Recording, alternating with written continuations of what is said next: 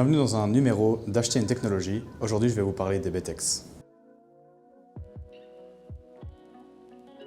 Les BTEX, c'est une abréviation pour 4 composés qui sont le benzène, le toluène, l'éthylbenzène et l'hexylène. Ce sont des composés organiques volatiles. Organiques car ils sont formés à base de carbone et volatiles car ils se retrouvent facilement sous forme gazeuse dans l'atmosphère. À température ambiante, ces composés sont stables et se trouvent sous forme d'un liquide incolore.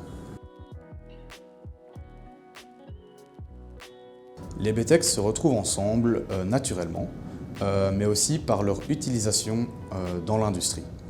Naturellement, ce sont des sous-produits de la combustion.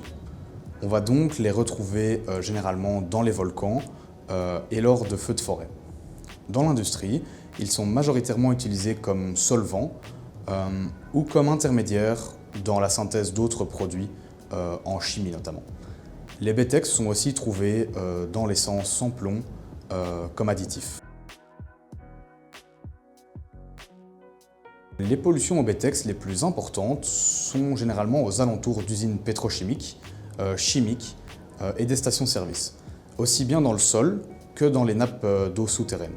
On va aussi les trouver dans les industries où ils sont utilisés comme solvants, c'est-à-dire en parfumerie, dans la peinture, la colle, les encres et bien d'autres applications.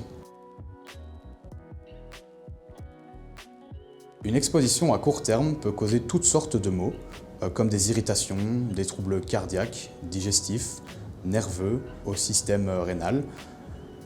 Et des 4 polluants qui constituent les BTEX, le plus dangereux est le benzène, qui est le seul reconnu comme cancérigène lors d'une exposition à long terme. Les 3 autres BTEX peuvent cependant poser d'autres troubles, comme l'atteinte des voies respiratoires notamment. C'est évidemment possible et la désorption thermique fonctionne très bien pour dépolluer le sol des BTEX.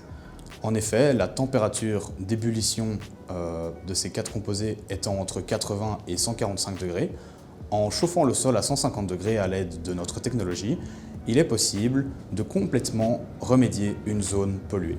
Bien évidemment, il existe d'autres techniques pour dépolluer les BTEX, telles que l'oxydation chimique, la bioremédiation, la bioventilation ou l'utilisation de bioréacteurs. Merci d'avoir regardé cet épisode d'Acheter une technologie.